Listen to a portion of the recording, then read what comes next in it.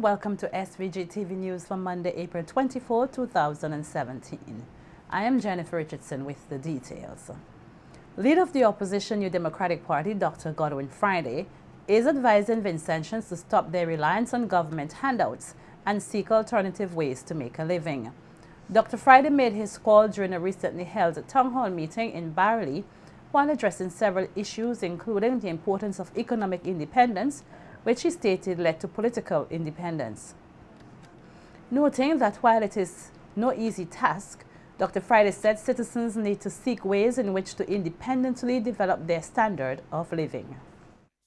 But what we have to do is, you have to get away from this reliance on government doing everything. You have to liberate the productive and creative potential of the people of the country, which means you have to give them the opportunity to earn for themselves. You can't crush a man, for example, because he vote against you or he campaign against you. It's a free country. Everybody's supposed to have a choice as to who to support politically. I mean, look at Bigger Biggs.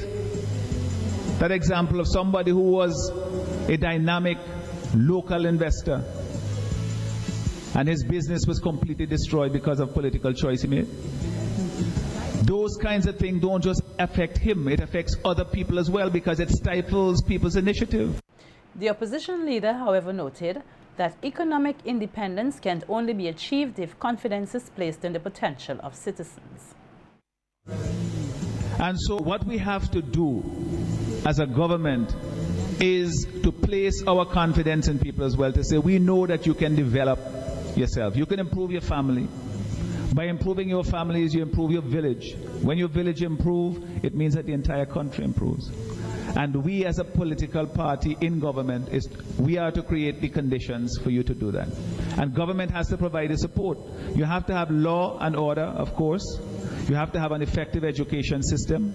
You have to provide the support to farmers and to fishermen, as we talked about. In the tourism sector, you have to do the promotion. Do you know that this government, they have created an institution called the Tourism Authority, which is responsible for marketing tourism abroad. And every year we come to Parliament and we debate, and they say, okay, we're giving $14 million to the Tourism Authority to promote it. Couple, 3 years later, when you find out how much money they actually transferred, it's not $14 million, it's like $4 million or $5 million. The overhead cost of running the Tourism Authority alone eats up more than half of that. So you have nothing to actually do the promotion. So when we see our tourism sector is lagging far behind. Dr. Friday said once elected into office, an NDP administration will ensure citizens are provided with the necessary support to lift their standard of living on their own. So we can do better. But the whole mentality that government is everything, that everybody must come to government, that government must control everything, that everybody must be beholden to some politician somewhere, that is holding us back. And we have to change that. And I give you that commitment that that is something that we in the Democratic Party, we did it in the past and we'll do it in the future. And we will do it even more urgently because we know the conditions under which people live. Rejuvenated and ready to serve their party, the Young Democrats of the opposition New Democratic Party have voted for a new executive to represent the youngsters in the organization. As we hear in this report from Sharon Garway, there is a strong call for the young followers to be courageous and to hold the leaders in office accountable. Rallying theme of Young, Inspired, Ready, the New Democratic Party's NDP Young Democrats held a convention on Sunday the 22nd of April at the Langley Park Government School, where a new executive was elected. Describing the youth as a catalyst for change, former General Secretary Alan Cruikshank appealed to the youngsters to make their mark. The youth represent the biggest constituency for the New Democratic Party, and when the youths speak, and when the youth are revised, when the youths are walking, when the youths are successful and voting, the New Democratic Party wins. President of the NDP, Dr. Godwin Friday, also emphasized that the NDP needs the energy of the youth. He announced plans to award outstanding youngsters in various sectors in society. Too often we listen to the stories that say that you must listen to the elders and that the efforts that you put forward are not fully recognized. What we want to do is to put in place a system of awards that will recognize the activities that you engage in and acknowledge them at a national level. This will motivate young people to try their very best and to do positive things for St. Vincent and the Grenadines. Featured speaker Attorney Jamali John called on the youth to never be fearful of the status quo. So if I come here at an NDP convention, somehow when I leave here, I need to be worried about my future. That is the country that we live in. So when I go on radio programs and I write articles in the newspaper, people tell me, Jamali, be careful, you know, they don't want to criticize, you know, the regime. We are in a country today where we are living in fear. Even their own supporters are afraid of it. The newly elected Young Dems executive consists of President Kemisha Horn, Vice Presidents Latoya Laborde and Diego La Primavera, General Secretary Shabazz Gunmonroe George, Assistant General Secretary Erica Young, Public Relations Officer Arusha Young, and Treasurer Shanika Blucher. Sharon Garraway reporting for SVG Television News. Accounts for public and private companies are not presented in Parliament, but instead can be sourced at the Commercial and Intellectual Property Office, the CIPO. That's according to Prime Minister Dr. Rav Gonsalves as he spoke on Boom FM last Friday, addressing claims by the opposition leader Dr. Godwin Friday about his administration's lack of accountability and display of good governance. At an NDP media conference last week, Dr. Friday chided the ruling Unity Labour Party administration for not presenting to Parliament any accounts for the International Airport Development Company or the National Properties Incorporated. Pointing out that both the IADC and National Properties Incorporated are companies registered under the Companies Act, PM Gonsalves said the opposition leader should be aware that there is a distinction in law on how accountability works in respect to public companies and that of statutory bodies. A statutory body is a body established by statute. Yes. By law. By law. Like, for instance, a specific law, like the CWSA. The accounts of CWSA for 2015 have already been presented to the House. 2016 would be presented shortly because, you know, there's a time lag for the auditor to do the accounts. National Insurance Services, which is the largest of the state entities, about $500 million in assets. Their accounts have been presented to, 2015 accounts were presented to Parliament, and so on and so forth. In Barbados, I read in the newspaper that the National Insurance Services accounts have not been presented to Parliament, have not been audited, not even not presented to Parliament, not audited, since 2008. Companies Act mandates a number of things, that the accounts to be presented, reports from the shareholders, from the annual general meeting, and so on and so on and so forth. Those are the requirements, and if you don't do it, the officials at SIPO would write you. In relation to the IADC, PM Gonsalves said he has spoken about the company's accounts and money spent multiple times, as there is nothing at all to hide. I have made the point already that in the case of IADC, there are the 2014 accounts, and the 2015 and 2016 are currently being prepared by the auditor. And I explained to Parliament what I was advised by IADC as to why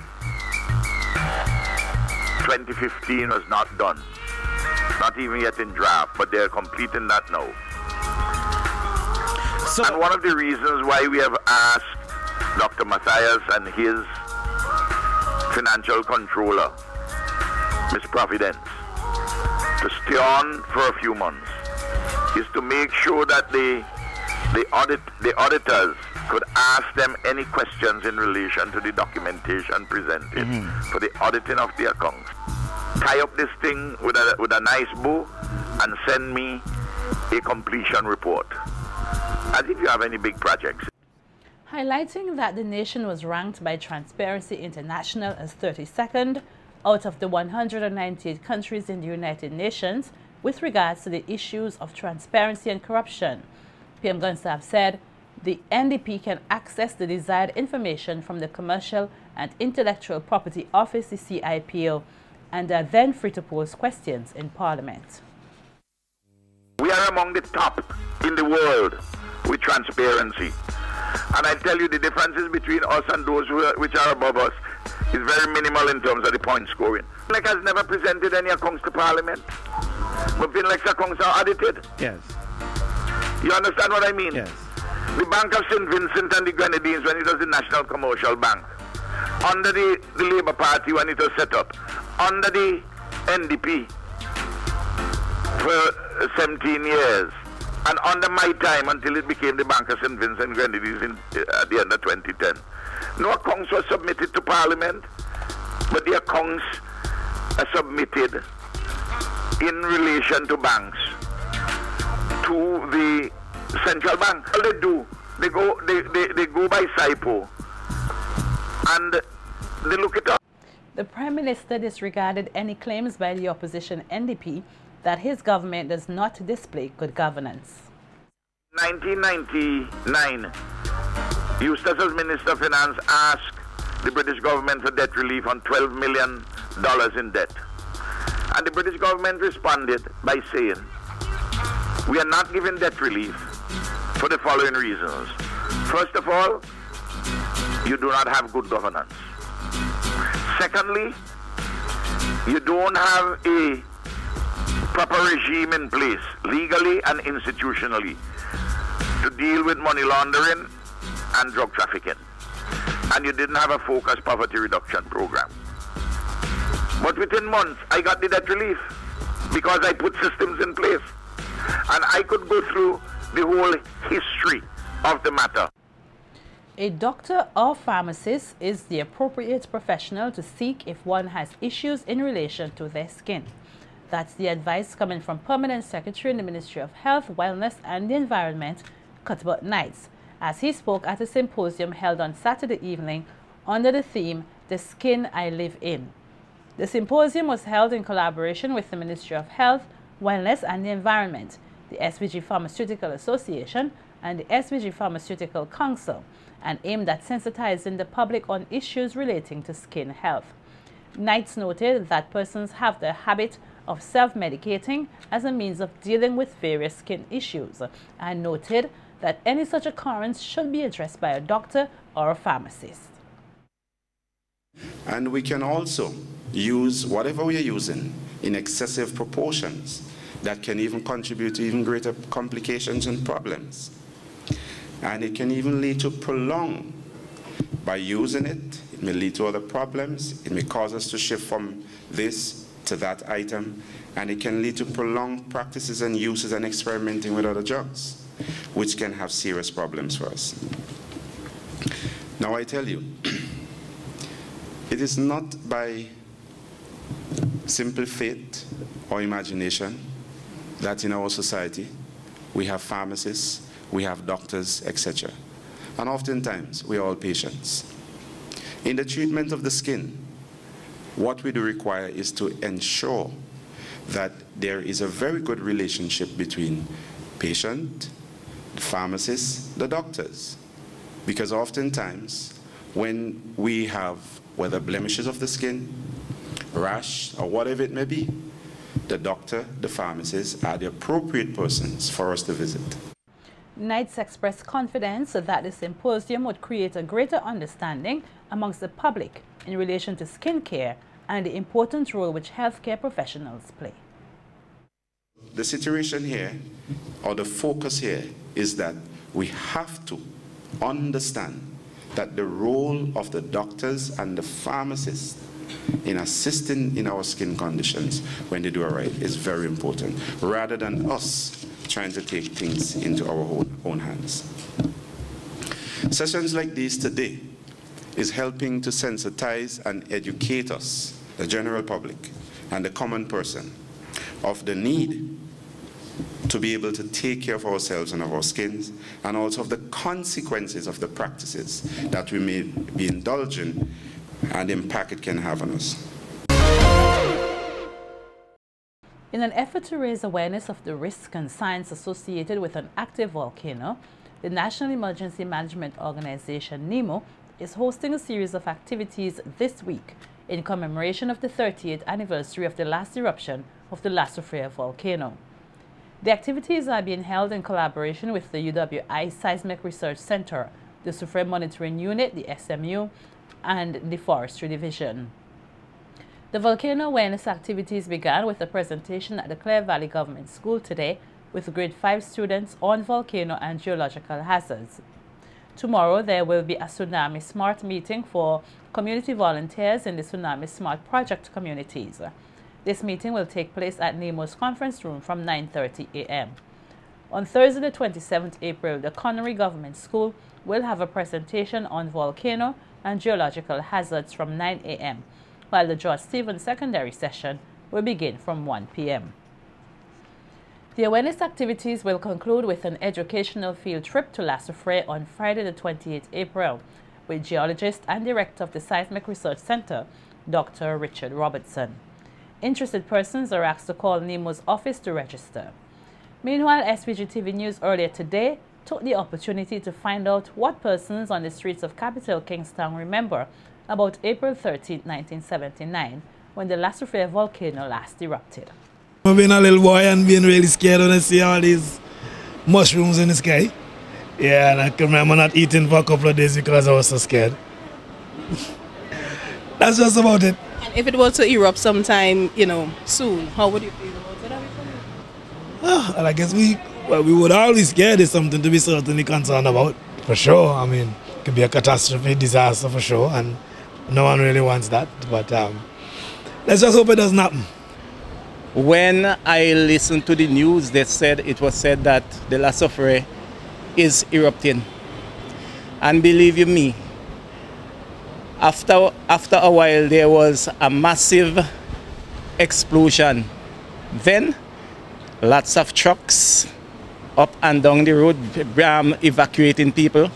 I was at the North Union Secondary School where an evacuation center was. And there was an eruption. I automatically ran from North Union Secondary School to my home. I was in a place called Kent doing one of my nursing studies, and we all gathered in London, a place in Wood Green, and everybody came out. Some of us were scared and so on, and especially when we couldn't get through on the telephone. Personally, I remember my mother carted off my sister and my son to a safe place in Trinidad, and she stayed behind because she was a nurse. But yes, it was a frightening time. Yeah, my feelings was like the world was coming to an end. Yeah. At that morning when the volcano started up, I was almost sleeping. The shops I belongs to, and somebody called me and tell me watch outside. When I look out, I see the cloud rolling, like a cauliflower going up in the air. It's sulfur. It was feeling, it's smelling. That'll be bad too. That'll be smell good because that could poison you. That could poison you inside. Could really poison your whole body. Yeah, sulfur smell just like when you light matches and it smells funny. Although La Soufrière has been quiet for some time, NEMO warned that it is still an active volcano and will erupt again, and that citizens should know where they live in relation to the volcano and in which hazard zone they are located. They also advise persons to have an emergency plan in the event of an evacuation. The Division of Technical Vocational Education of the SVG Community College held a mini tourism exhibition on Friday in which ideas were shared on how various heritage sites and festivals can be improved. SVG Television's Bavin Olivier has more in this report. Tourism product and the preservation of local heritage must be maintained and improved upon for the further development of SVG. At a mini tourism expo held last Friday, April the 21st, students of the Division of Technical Vocational Education examined various tourism and heritage sites, as well as local festivals across SVG, providing recommendations on how they could be improved. Speaking with SVG-TV, Lecturer at the Division of Technical Vocational Education, Camille Huggins, spoke about the idea behind the exhibition. So today we're putting on a mini travel exhibition held by the Travel and Tourism Year 2 group at the Division of Technical and Vocational Education, part of the SVG-CC. This group today are putting on a project as part fulfillment of 2 of their courses, which are Tourism Marketing and Heritage Tourism. And today they're focusing on the various heritage sites and festivals here in St. Vincent. So we have 7 groups. Each group is doing a different site or festival, and the idea is to talk about the benefits and highlights of each festival or site, and potential recommendations that can be made or adjustments, things that can be added, marketing ideas, just to make the site or the festival a little bit better and more appealing to both our locals and our visitors. Huggins highlighted the various sites and festivals which students targeted for examination and improvement. For instance, one group has suggested that the Victoria Park be made into not just a tourism attraction but a heritage site because of the rich history that this park has that many people do not know. And we also have really great ideas for Black Point Tunnel. We have some history on botanical gardens, which I think a lot of people are not aware of. We have the Easterval Festival, we have the Beckway Regatta, we have the Garifuna Festival. The members of the group for that exhibit have actually put on a little dance as well as a song in Garifuna, and they're teaching, I've learned how to say good morning in Garifuna.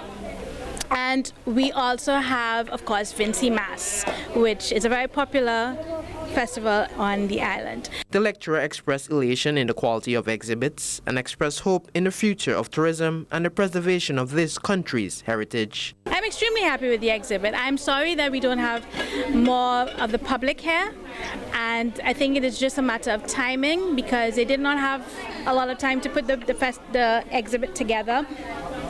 So there wasn't a lot of time to promote it and invite to many more people, but I think for what they've done in the time that they had, they did a very good job, and I'm very happy with them. And like I said, the visitors who came earlier also seemed very impressed. I think they've all represented their attractions very well, and they've spoken very well about the ideas that they have for these festivals and for these sites.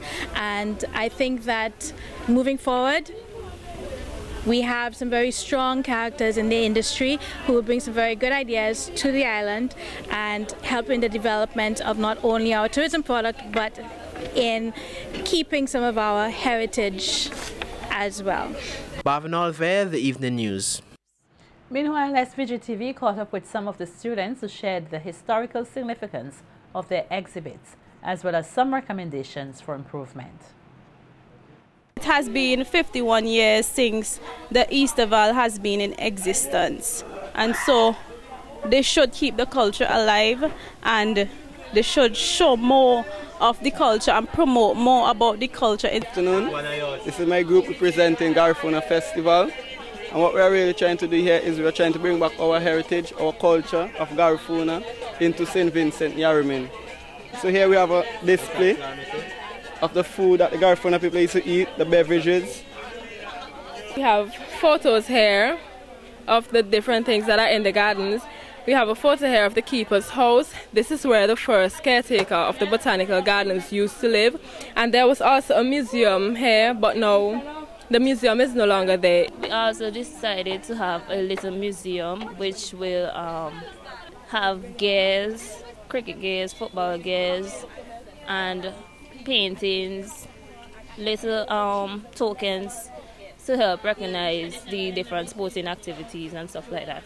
Wanted to have a visual that we educate the tourists and locals visually, so that instead of speaking directly to them from the proposed drawing here with the little slaves and the slave master, they could actually see what took part at the Black Point Tunnel. As I said before, they made gumboats and coconut boats, but after a while they started building double ends, as you can see, and after a while they start getting sponsors from Mount Gay, El Dorado, Flow, Hyroon, etc. And so it became from a fun-filled festivity to a money-making, prize-giving festival. The East Caribbean group of companies today announced their partnership with the Carnival Development Corporation as a gold sponsor for Vincy Mas 2017. Some $30,000 EC was handed over to the CDC, which will support the Miss SVG Women Empowerment campaign, along with other aspects of the June-July festival. Nolisha Miller has more in this report. The East Caribbean group of companies, the ECGC, is making a gradual return to Vincy Mas this year as a gold sponsor. Indicating the significance of this venture, marketing manager of ECGC, Rachel Haslam, said the partnership comes at a time when both entities are celebrating their 40th anniversary. CDC, as we know, is celebrating 40 years of the June-July Mass, and we at ECGC are celebrating our 40th anniversary, and will be doing so throughout the year. 1977 was definitely a very, very good year. And we're proud to be associated with Vincy Mas 2017. The $30,000 that we are contributing to the CDC has been earmarked to cover a few specific areas. One of those, as Mr. Davies said, is the Miss SVG 2017 ECGC Empowerment Campaign. Speaking on the company's involvement in the Miss SVG's Women Empowerment Campaign, Haslam said they are pleased with the direction the pageant is taking. We also have earmarked the Junior Kiddies Carnival, and thirdly, the Junior Calypso or Soca competition. ECGC's involvement will not stop here. As Mr. Davey alluded to, we will be involved with a number of other entities associated with Carnival 2017.